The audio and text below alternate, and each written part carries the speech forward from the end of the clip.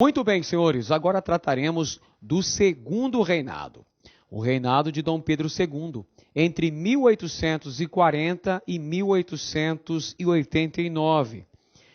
Em relação à política interna do segundo reinado, nós temos três fases com características bem definidas.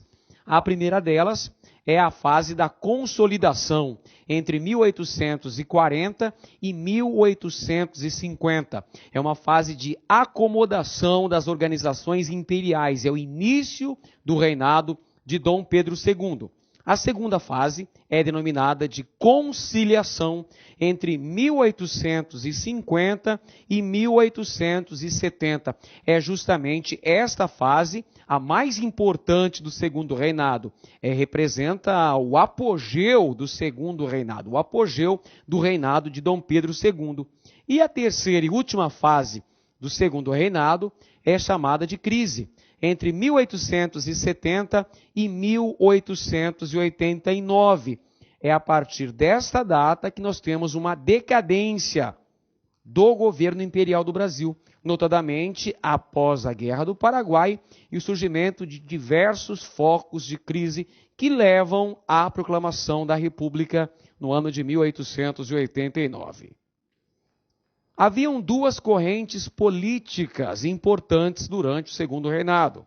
Os liberais, que eram profissionais liberais urbanos, latifundiários ligados à produção para o mercado interno das áreas mais novas. Havia também os conservadores, que eram grandes comerciantes, grandes latifundiários ligados ao mercado externo, além da burocracia estatal. Um detalhe fundamental acerca dessas duas correntes políticas é que elas não apresentavam grandes divergências ideológicas, disputavam o poder, entretanto, convergiam para a conciliação. Ambos os lados representavam os interesses das elites econômicas.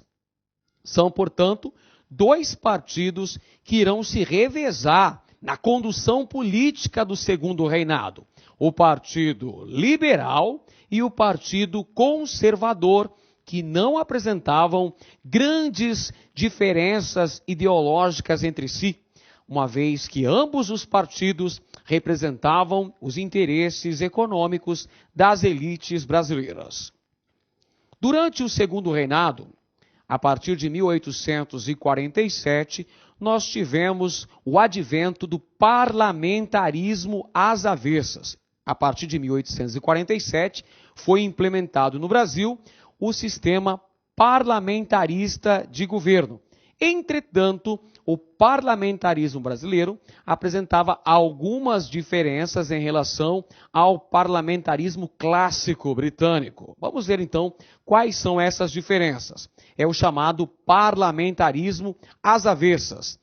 O poder legislativo no Brasil estava subordinado ao poder executivo, ou seja, o imperador era uma peça-chave nas decisões políticas nacionais, como nós podemos perceber no diagrama.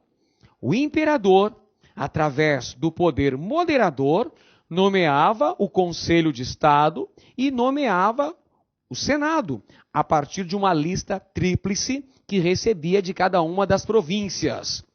O imperador escolhia o presidente do Conselho de Ministros, cargo que equivalia ao primeiro-ministro. Esse presidente do Conselho de Ministros manda e comanda as eleições, preside o Conselho de Ministros e nós temos as eleições que vão justamente formar a Câmara dos Deputados, que aprova, que referenda o primeiro-ministro. Podemos perceber claramente que no Brasil o parlamentarismo era controlado pelo poder executivo, ou seja, pelo imperador Dom Pedro II. É por essa razão, meus amigos, que o parlamentarismo brasileiro ficou conhecido como parlamentarismo às avessas. O modelo britânico, o modelo clássico de parlamentarismo, dizia que na Inglaterra o rei reina, mas não governa, porque quem governa É o parlamento através do primeiro-ministro. Já no modelo brasileiro, o chamado parlamentarismo às avessas, o rei reina, ri e rói. Era o ditado que se dizia nas ruas do Rio de Janeiro daquela época. Ou seja, o rei reina sobre a nação, ri do parlamento e rói o povo através dos excessivos impostos cobrados junto à população. Pois bem, senhores, temos aqui uma outra figura fazendo uma análise, uma comparação, uma analogia entre o parlamentarismo britânico e o parlamentarismo brasileiro. No modelo inglês, nós temos então o partido A e o partido B, que convoca eleições para a formação da Câmara, ou seja, do poder legislativo, que compõe o gabinete executivo. Ou seja, no modelo clássico, o poder legislativo é independente do poder executivo, ou seja, do poder representado pelo monarca inglês. É o legislativo britânico que vai nomear o primeiro-ministro. Já no modelo brasileiro nós tínhamos, senhores, o imperador, que através do poder moderador escolhia o gabinete executivo. O imperador também tinha a função de dissolver a Câmara, ou seja, o poder legislativo. Então, por esse esquema, percebemos que no parlamentarismo brasileiro, o imperador tinha grande poder em suas mãos, podendo nomear ou demitir o primeiro-ministro quando ele bem entendesse. Agora trataremos da questão econômica no Brasil, da questão fundiária também no Brasil. Em 1850 foi aprovada uma importante medida pelo parlamento brasileiro. É a Lei de Terras, senhores, fundamental para entendermos a questão econômica e social da segunda metade do século XIX no Brasil. A Lei de Terras determinou que as terras sem registro, ou seja, as terras devolutas, pertencentes ao Estado, só poderiam ser adquiridas mediante a compra. A Lei de Terras colocou fim ao regime das sesmarias, que vigorava desde o período colonial. Em 1850, o parlamento brasileiro aprovou uma lei que determinava que as terras só poderiam ser adquiridas mediante a compra. A Lei de Terras atribuiu um valor imobiliário às terras no Brasil. Esse foi um mecanismo para dificultar o acesso à terra, tanto por parte dos imigrantes que estavam chegando no Brasil, quanto por parte dos ex-escravos. A Lei de Terras contribuiu significativamente para a concentração fundiária no Brasil. Como consequências principais das leis de terra, tivemos os pequenos proprietários acabaram perdendo suas terras para os grandes proprietários. Houve, portanto, um processo de concentração de terras nas mãos dos grandes latifundiários brasileiros. Os imigrantes e os escravos libertos não tiveram acesso à propriedade da terra. Era justamente isso o que queria a aristocracia rural brasileira e o governo imperial, que os imigrantes viessem para o Brasil e não tivessem acesso à propriedade da terra, ou seja, que eles permanecessem como mão de obra assalariada na terra. Perfeito? Então, imigrantes e ex-escravos ficam sem ter acesso à propriedade da terra no Brasil. E a mão de obra barata e numerosa para os grandes latifundiários. Mão de obra barata e numerosa, principalmente mão de obra imigrante nesse contexto. Segunda metade do século XIX, nós temos a crise do escravismo no Brasil. E essa crise vai sendo gradativamente solucionada pela imigração, principalmente de europeus, mão de obra abundante e barata. Em relação à política externa, nós temos a ocorrência de vários conflitos platinos. A causa básica desses conflitos envolvendo o Brasil, Argentina, Uruguai, era o controle da navegação através da Bacia Platina. E as causas secundárias dessas disputas eram as questões territoriais, as questões limítrofes entre o Brasil, Argentina, Uruguai, Paraguai, e também essa política visava enfraquecer os rivais brasileiros aqui na América do Sul. E principalmente, senhores, o Império Brasileiro visava, durante o século XIX, garantir o livre acesso do interior do Brasil, principalmente da isolada e longínqua província de Mato Grosso. A navegação através da Bacia Platina era o meio mais seguro de se atingir a longínqua província mato-grossense. Um aspecto interessante é analisar a questão das intervenções militares feitas pelo Brasil nos países platinos, principalmente no Uruguai. Neste país, a situação era a seguinte: haviam dois partidos rivais. Eram eles os blancos, estancieiros do interior, que eram pró-Argentina, tinham como principal líder político Uribe, e os colorados, que eram comerciantes estabelecidos em Montevidéu, eram favoráveis ao governo brasileiro e o principal líder era Rivera. Esses eram os dois partidos que disputavam o controle político no Uruguai, blancos e colorados. Na Argentina, a situação era a seguinte: um conflito latente entre Buenos Aires e as províncias do interior. Buenos Aires, Rosas era o principal líder político, apoiado pelos blancos uruguaios, ao passo que o interior, as províncias de Corrientes e Entre Rios, o principal líder político era Urquiza, apoiado pelos colorados do Uruguai e pelo governo brasileiro. A situação na Argentina é essa: de um lado Buenos Aires, pró-Uruguai, de outro as províncias do interior, Corrientes e Entre Rios, que eram apoiados pelo governo brasileiro.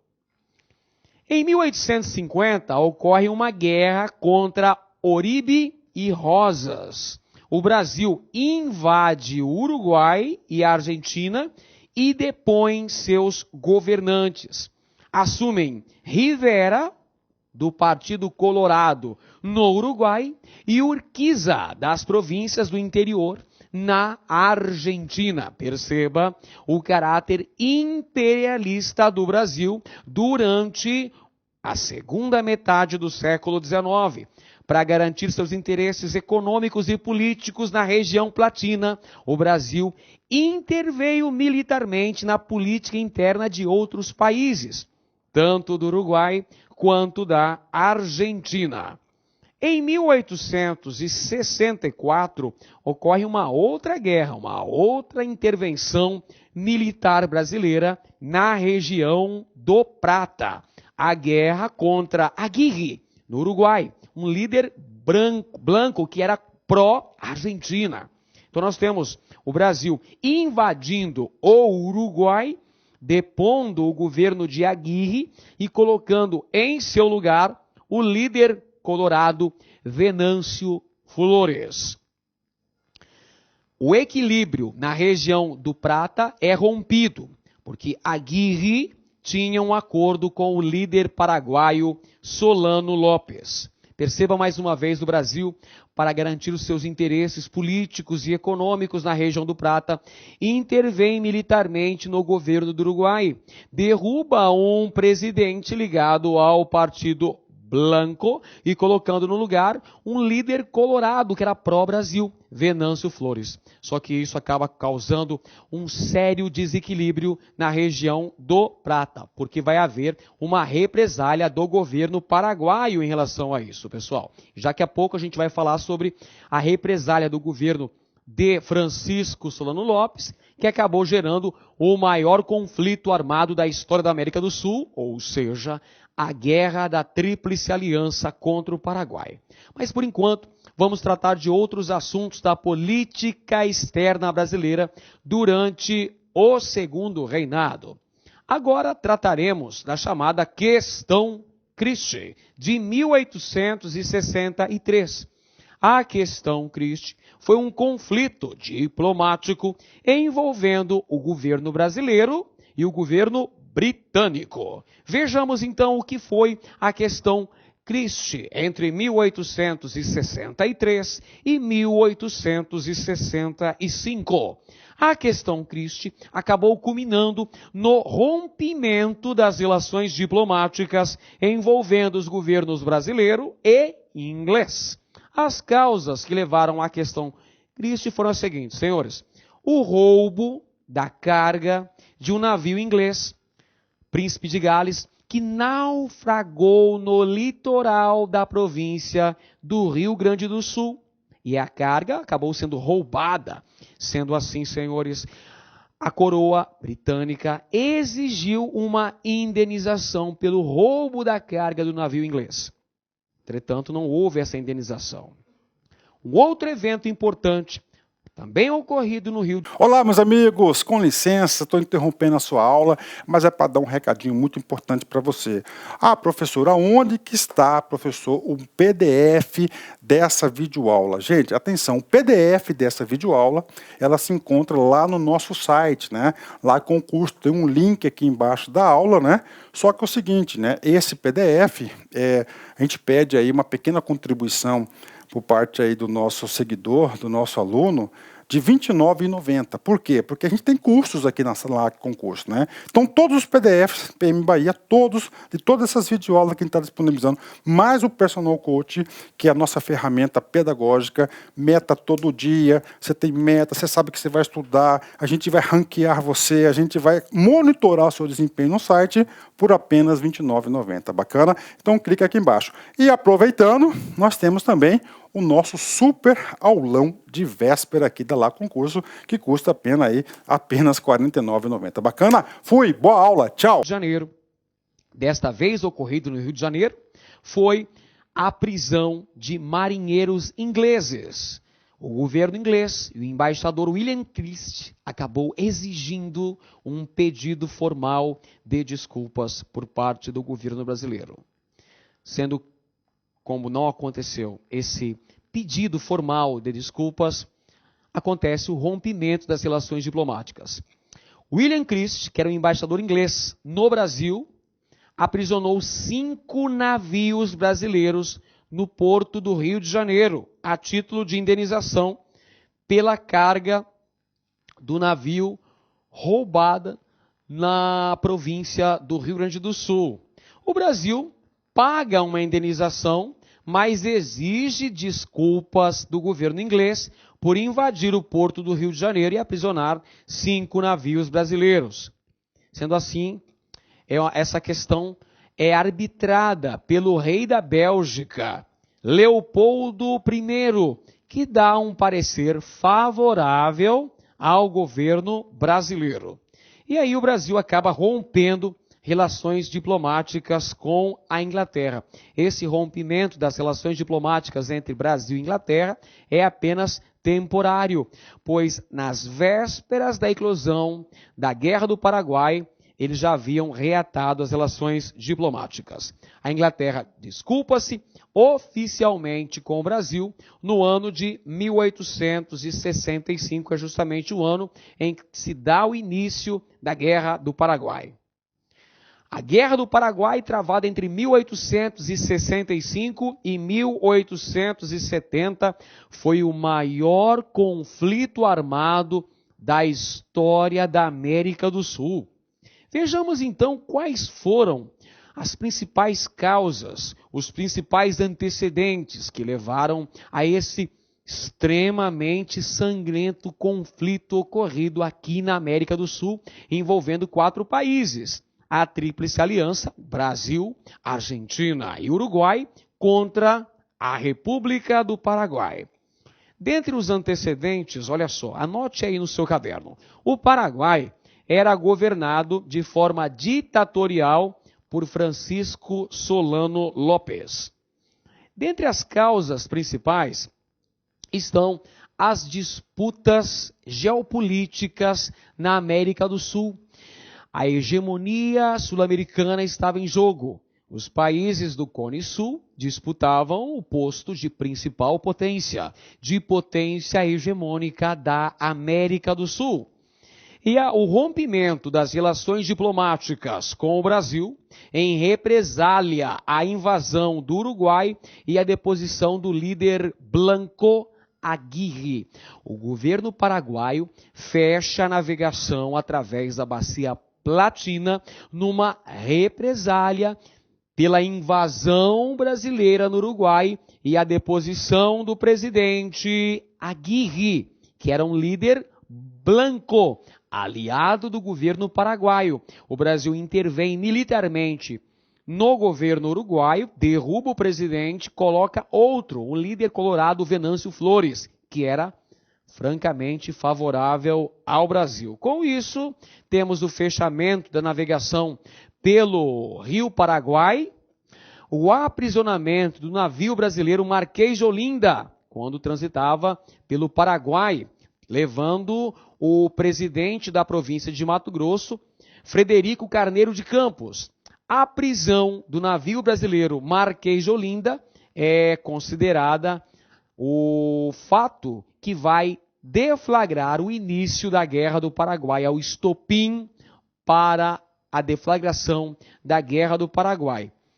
No início da guerra temos a invasão paraguaia ao território mato-grossense, a porção sul da província de Mato Grosso, e também a invasão paraguaia ao território argentino no ano de 1865. Inclusive, a invasão do exército paraguaio no território argentino favoreceu o processo de unificação política daquele país. Buenos Aires e as províncias interioranas acabam chegando a um acordo e formalizando definitivamente a unificação do país.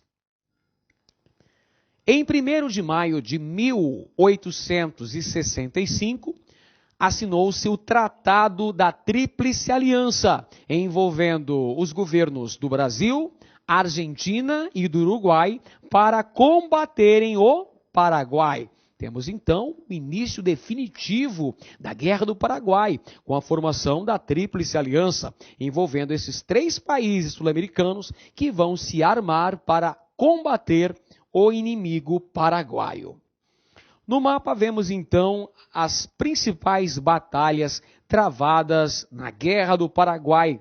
Como os senhores podem notar, o território brasileiro foi invadido pelo exército paraguaio, invadido e ocupado. A porção sul da então província de Mato Grosso foi ocupada pelo exército inimigo, assim como áreas do território da Argentina também foram invadidas pelo exército paraguaio. A Inglaterra esteve na retaguarda da Tríplice Aliança. De que maneira? Fornecendo financiamento para a guerra, concedendo empréstimos aos países da Tríplice Aliança. Entre as principais consequências da Guerra do Paraguai, tivemos a vitória da Tríplice Aliança. A Tríplice Aliança, ao final dessa longa guerra, longa e desgastante, uma guerra muito sangrenta, uma guerra que deixou milhares de baixas. O Paraguai teve sensíveis perdas humanas, consideráveis dívidas e perdas territoriais. Em relação ao Brasil, a guerra deixou uma pesada dívida em relação à Inglaterra e promoveu também o fortalecimento político do exército brasileiro, além da crise do escravismo e do império, pois ao final da Guerra do Paraguai, 2 importantes causas passaram a estar na agenda do dia. São as causas republicana e abolicionista. Isso mesmo, senhores. Ao final da Guerra do Paraguai, cresceu a defesa da abolição da escravidão no Brasil e também a defesa do regime republicano de governo. Tudo isso irá contribuir para uma sensível crise do Império Brasileiro. E a Inglaterra acabou afirmando seus interesses econômicos na região da Bacia Platina, na América do Sul. Com a derrota do Paraguai, a falência econômica desse país, com grandes perdas humanas, com sensíveis perdas territoriais, com o endividamento do Brasil, da Argentina, é claro que a Inglaterra pode ser considerada uma grande vitoriosa na Guerra do Paraguai, na medida em que não apenas garantiu seus interesses econômicos na região, como teve também as dívidas dos países da América do Sul, os países da Tríplice Aliança, em relação ao governo inglês. Agora vamos abordar o aspecto econômico do Segundo Reinado, senhores. Na tabela vemos os principais produtos agrícolas para exportação no período entre 1830 e 1900. Podemos perceber claramente que, com o passar do tempo, um produto passou a ser o grande destaque da pauta das exportações brasileiras durante o século XIX. Esse produto é o café. O café se consolidou como o mais importante produto agrícola do Brasil ao longo do período do Segundo Reinado. Isso é muito importante, é fundamental que você tenha em mente que durante o Segundo Reinado, o produto-chave de nossa exportação era o café. Aspecto econômico, o café era o principal produto da economia brasileira. O mercado consumidor do café era o mercado externo, notadamente a Europa e os Estados Unidos da América. O café, que possuía um alto valor no mercado internacional e que também possuía condições geográficas muito favoráveis para o seu desenvolvimento no Brasil. O solo, a chamada terra roxa, e o clima muito favorável. Essas condições geográficas favoreceram o desenvolvimento da lavoura cafeeira no Brasil ao longo do século XIX, na região sudeste do Brasil, em duas áreas em especial, senhores, no Vale do Paraíba e, posteriormente, na região do Oeste Paulista. O desenvolvimento da cafeicultura proporcionou também um crescimento, um aprimoramento no setor de transportes, com o surgimento das estradas de ferro, das ferrovias na região sudeste do Brasil e com o aparelhamento dos grandes portos de exportação do Brasil, notadamente o Porto de Santos, o principal porto de exportação do café para a Europa e para os Estados Unidos. E também tivemos o desenvolvimento do setor de comunicações do Brasil, com o telégrafo e depois com o advento do telefone. E ainda o desenvolvimento de outras atividades econômicas, atividades urbanas paralelas à agricultura de exportação, tais como o comércio, o surgimento de bancos, surgimento de agências financeiras e também o advento da industrialização, um pequeno surto industrializante no Brasil durante a chamada Era Mauá, entre 1850 e 1870. As regiões principais na produção cafeeira no Brasil eram o Vale do Paraíba e o Oeste Paulista. O Vale do Paraíba, região fronteiriça entre as províncias do Rio de Janeiro e de São Paulo, foi a primeira zona de cultivo de café em grande escala no Brasil.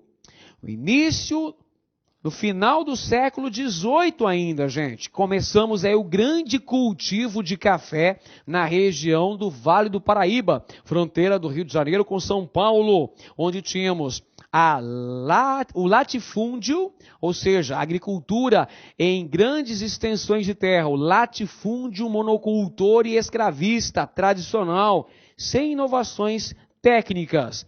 Foi a principal área de cultivo de café até mais ou menos a década de 1860, 1870, porque a partir de então começou a se destacar a região do Oeste Paulista, que é a segunda zona de cultivo cafeeiro no Brasil durante o século XIX.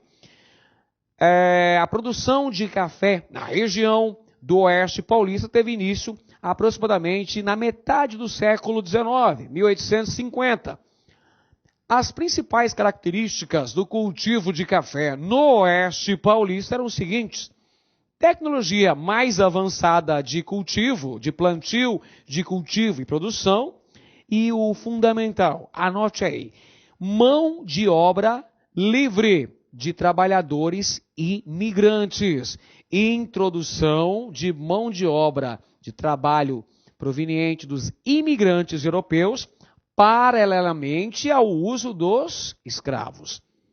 Perceba a diferença básica. Vale do Paraíba, latifúndio tradicional, mão de obra escrava, técnicas rudimentares. Oeste Paulista, técnicas mais avançadas de cultivo, de manejo, de produção de café, utilização também de mão de obra livre de trabalhadores imigrantes, paralelamente ao uso também de mão de obra escrava. São diferenças básicas entre essas duas áreas que se destacaram no cultivo de café ao longo do século XIX. O Vale do Paraíba, que é a primeira região de cultivo de café em larga escala, visando a exportação, e depois o Oeste Paulista, a região da Terra Roxa.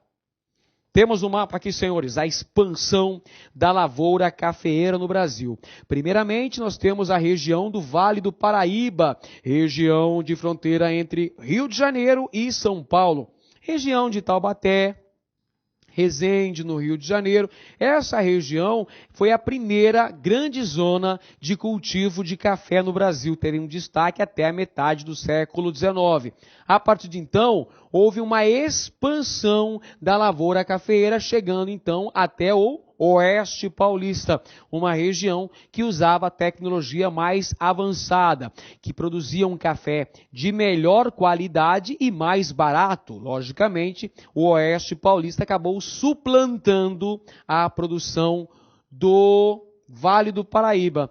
É no Vale do Paraíba, senhores, que surgiram os famosos barões do café, que tiveram uma grande participação na política, os latifundiários escravocratas no Brasil durante o século XIX.